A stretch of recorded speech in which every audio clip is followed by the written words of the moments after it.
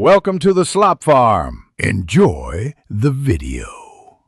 You start by cutting power to the ECU immediately to remove stored fault memory. First, park safely and remove the key, then disconnect the negative battery terminal to stop all power. Once done, locate the ECU housing.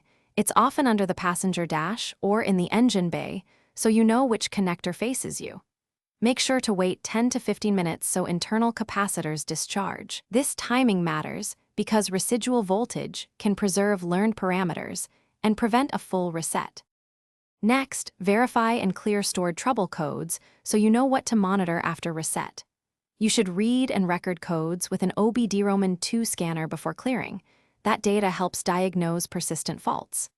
After the discharge, reconnect the battery negative and cycle the ignition.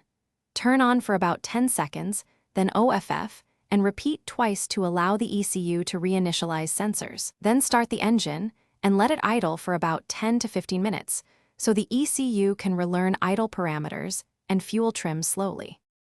To finish, you need to confirm the ECU relearn completed during real driving conditions. Once you've idled, drive a mixed speed route for 10 to 20 minutes to allow adaptive fuel trims and emissions monitors to run their cycles. If the check engine light comes back, rescan immediately and inspect common causes like faulty sensors, poor grounds, or unstable battery voltage, because those prevent successful relearn.